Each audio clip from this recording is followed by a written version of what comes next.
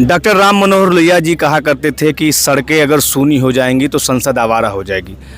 माननीय राज्यसभा के सांसद संजय सिंह जी, जो सदन की सबसे बेबाक और बेखौफ आवाज़ हैं, निश्चित तौर पे डॉक्टर राम मनोहर लोहिया जी की जो कहावत थी, जो उनका कथन था, उसको ज़मीन पे उतार के हम लोग काम कर रहे हैं उनके नेतृत्व में। आम आदमी पार्टी उत्तर प्रदेश के अंदर रोजगार दो, सामाजिक न्याय दो पदयात्रा 4 चरण की पूरी करके हम 5वें चरण की पदयात्रा कर रहे हैं। मेरठ से लेकर गाजियाबाद तक 500 किलोमीटर की पैदल यात्रा कर चुके हैं। ठंडी हो, बरसात हो, गर्मी हो, लेकिन ये पदयात्रा रुक नहीं रही है और अभी आने वाले दिनों में भी 3 पदयात्राएं और करनी है। आज इस पदयात्रा का दूसरा दिन था जो समाप्त हो गया है। मेरे साथ सर्वेश भाई भी हैं जो आम आदमी पार्टी उत्तर प्रदेश का मीडिया का काम देखते हैं, और निश्चित तौर पे जिस तरीके का जन समर्थन मिल रहा है, हाँ कुछ अफसोस भी है, खास करके उन नौजवान साथियों के लिए जिनके लिए पदयात्रा हो रही है, जिनके सपनों को साकार करने के लिए पदयात्रा हो रही है। चाहे वह आरओ की भर्ती का मामला हो, यूपी SSC की भर्तियों का मामला हो, नीट के नौजवानों का मामला हो। और सांसद संजय सिंह जी ने क्या नारा दिया है? रोजगार दो, नहीं तो 10,000 दो। और जिस तरीके का समर्थन मिल रहा है, मैं सबसे पहले तो खास करके नौजवान साथियों से चाहूँगा कि इस यात्रा में अभी 3 दिन बचा हुआ है। मोदी नगर हमारी यात्रा पहुंची है और गाजियाबाद में समापन है 20 तारीख को। तो आप सब लोग तो पहले इस पे शामिल होइए प्रयास करके, और हमारे साथ जो हमारे नौजवान साथी हैं, भाई हैं हमारे सर्वेश मिश्रा जी, मैं चाहूँगा कि वो भी इस पे प्रकाश डालें। और क्या संदेश आप देना चाहेंगे खास करके उन नौजवानों को जो हमारी आपकी उम्र के हैं और घरों में आज भी बैठे हुए हैं, जिनको सिर्फ और सिर्फ स्क्रॉल करना, रील को स्क्रॉल करने में लगे हुए हैं, जबकि ये समय है इस तानाशाह सरकार के खिलाफ सड़क पर उतर के जब कोई नेता संघर्ष कर रहा है तो उसका साथ देने का। देखिए, बहुत ही शानदार बात कही इन्होंने। अवध के उस धरती के डॉक्टर राम मनोहर लोहिया जी का जिक्र किया। खुद भी सुल्तानपुर से आते हैं वंशराज भाई, और इन्होंने बताया, और ये बात सही कहा इन्होंने, कि अगर युवा इस समय जाग गया, सोचिए अगर नीट का पेपर लीक हुआ है, 23 लाख के लगभग अभ्यर्थी थे। अगर 23 लाख लोग जिन्होंने एग्ज़ाम दिया, अगर 1 लाख लोग अगर सड़कों पर आके अपना हक और अपना अधिकार मांगने लगे, तो क्या आपको लगता है सरकार की इतनी हिम्मत होगी कि अगला पेपर लीक होने दे? क्या सरकार इन युवाओं से डर नहीं जाएगी? आप सोचिए, आप घरों में बैठिए मत। जितनी भी परीक्षाएं लीक हुई हैं, 93 के तकरीबन 93 ऐसे एग्ज़ाम्स हैं जो लीक हुए हैं। ऐसी परीक्षाएं रद्द हुई हैं, उनमें गड़बड़ियाँ हुई हैं, पेपर लीक हुआ है। सोचिए, अगर ये जो एग्ज़ाम देने वाले लोग हैं, अगर ये सिर्फ सड़कों पर इनका 5% भी निकल आया, तो क्या इस सरकार की हिम्मत होगी कि ये किसी परीक्षा में गड़बड़ी करने की इनकी हिम्मत होगी? इस देश के युवाओं को समझना पड़ेगा। अगर आपको अपना हक, अपना अधिकार चाहिए, तो आप मोबाइल पर भी आपको सच की बात करनी पड़ेगी और सड़क पर भी आपको सच की बात करनी पड़ेगी। सांसद संजय सिंह जी की जो यात्रा निकली है, रोजगार दो, सामाजिक न्याय दो, ये वही मांग है कि आखिर में युवाओं को बेरोजगार किया जा रहा। हर साल 2 करोड़ रोजगार देने का सपना सरकार ने दिखाया और सत्ता में बैठी, और आज हालात क्या है? आज सामाजिक न्याय की स्थिति क्या है?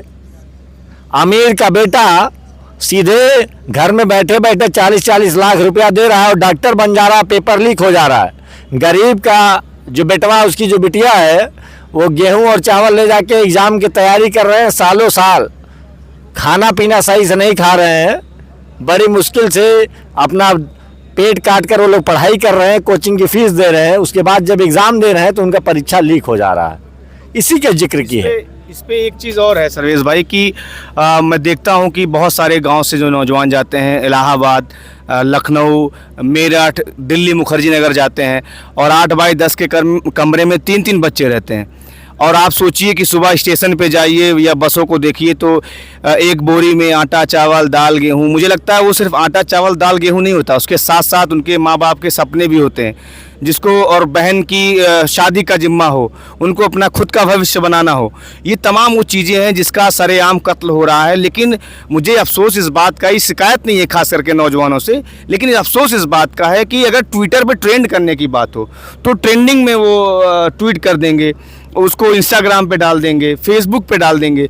लेकिन अगर ज़मीन पे कोई नेता जब 46 डिग्री टेम्परेचर में, आप सोचिए, पैदल यात्रा कर रहा हो, तो जिस तरीके का जनसमर्थन मिलना चाहिए उस तरीके के नौजवानों के अंदर मुझे नहीं समझ में आता, चूंकि हम लोग लगातार देख रहे हैं ये पहली पदयात्रा से 5वीं पदयात्रा जो हो रही है इसमें तो बहुत सारी चीज़ें अच्छी हो रही हैं, बहुत सारे लोग शामिल हो रहे हैं, लेकिन जिस तरीके का आक्रोश है लोगों के अंदर, वो आक्रोश कब सड़कों पर उतरेगा? देखिए, आपने बहुत सही मुद्दा उठाया, लेकिन इसके लिए एक बात और भी समझिए। सरकार ने एक डर का माहौल बना रखा है। छात्र राजनीति सरकार ने ख़त्म कर दी।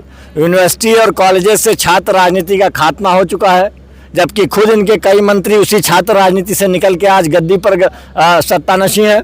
तो आज युवा जो भी आवाज़ उठा रहा है, सीधे उसके घर पुलिस भेज दी जा रही है।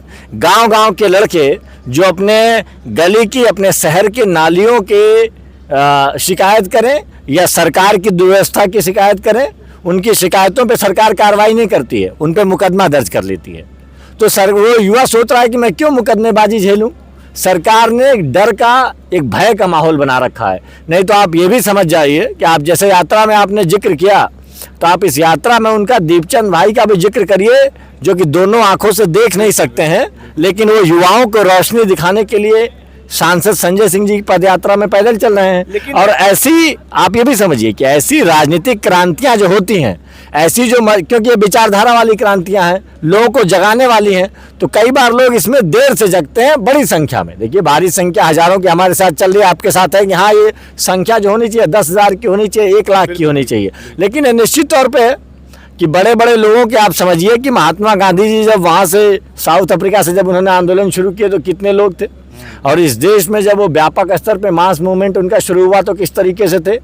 जेपी साहब कितने समय से जेपी जी आंदोलन कर रहे थे, जब उन्होंने, आप समझिए कि उम्र के किस वर्ग में वो पहुँचे थे, जहाँ पे देश के लोग उनके पास गए और उनसे कहे कि नहीं, आपको अब ये क्रांति की बिगुल अपने हाथ में लेना पड़ेगा। लेकिन मैं ये समझना चाहता हूं कि जब आप जिस मुकदमे की बात कर रहे हैं, जिस भय और डर की बात कर रहे हैं, इसी दौर में तो सांसद संजय सिंह जी को उठा के भारतीय जनता पार्टी ने ईडी और सीबीआई के मामले में जेल में डाला।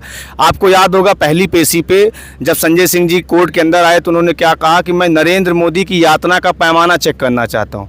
मुझे लगता है उत्तर प्रदेश और देश के नौजवानों को इस बात को समझना पड़ेगा कि आपको मुकदमों से डरने की ज़रूरत नहीं है, क्योंकि आपके आगे एक नेता है खड़ा जो आपका हाथ पकड़ के संघर्ष करने के लिए तैयार है, जो आपके कंधे पे हाथ रख के आपको साथ ले चलने के लिए तैयार है। और संजय सिंह जी तो बार बार इस बात को कहते हैं कि नेता माँ की कोख से नहीं पैदा होता, नेता संघर्षों से पैदा होता। तो वो जो नौजवान हैं जो आज अपनी रोजी रोजगार के लिए संघर्ष नहीं कर सकते, तो उनके आने वाले बच्चे फिर क्या संघर्ष करेंगे? सरकार तो उनको दबाएगी। तो मैं निश्चित तौर पे आखिरी संदेश चाहूँगा कि उत्तर प्रदेश के नौजवानों को आप बताइए कि आने वाले 3 दिनों में उनको किस किस माध्यम से इस यात्रा का समर्थन कर सकते हैं, कैसे जुड़ सकते हैं और किस तरीके से इसको आगे बढ़ा सकते हैं। आपने देखिए शानदार तरीके से खुद बताया कि देखिए, युवा अगर अपने लिए आज के लिए संघर्ष नहीं करेगा तो आने वाली पीढ़ियां उसकी जूझेंगी। वो भी आज जूझेगा और आने वाली पीढ़ियां भी जूझेंगी। और उत्तर प्रदेश के हालात ये हैं कि 200-200, 300-300, 400-400 किलोमीटर तक एक भी बढ़िया अस्पताल और बढ़िया विद्यालय नहीं है।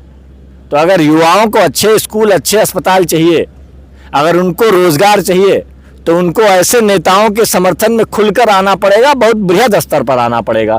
और लेकिन देखिए, इसका एक सकारात्मक पहलू भी है कि जब हम सड़क पे निकलते हैं तो जिस तरीके से युवा जिस प्रेम से, जिस सत्कार से, जिस सेवा भाव से आता है, मिलता है, तो देखकर भी लगता है कि भाई जो नेता सदन में भी आवाज़ उठाते हैं, जो पार्टी प्रमुखता से अपना पक्ष रखती है, तो आखिर में जनता उसको पसंद करे। आप ये समझिए कि 10 साल में सबसे तेज़ी से बढ़ने वाली राष्ट्रीय पार्टी बनने वाली आम आदमी पार्टी है। अगर उसके चुनाव चिन्ह को, उसके नेता को लोग गली गली जान रहे हैं तो बहुत बड़ी सफलता है। और राजनीतिक क्रांतियां जो होती हैं उनके हिसाब से अगर आप देखेंगे तो आम आदमी पार्टी की ग्रोथ बहुत तेज़ है। लेकिन ये ज़रूर आपने कहा कि ये AI का दौर है। ये दौर 2021वीं सदी का AI का दौर है। जो काम पहले 2-2 घंटों में नहीं होता था, अब 2-2 सेकंड में होता है।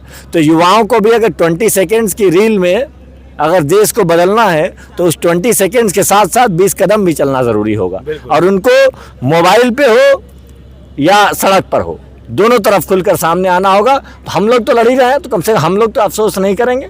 तो वो जो लोग उनके हकों की बात है उनको भी साथ आना पड़ेगा। 3 दिन तक हमारी यात्रा में साथ वो जुड़ सकते हैं, घरों से बैठ के वो सोशल मीडिया पे पोस्ट कर सकते हैं, हमारी यात्रा के बारे में जानकारी फैला सकते हैं, हमसे सवाल भी कर सकते हैं और हम अपने नेता तक पहुंचाएंगे भी उन बातों को।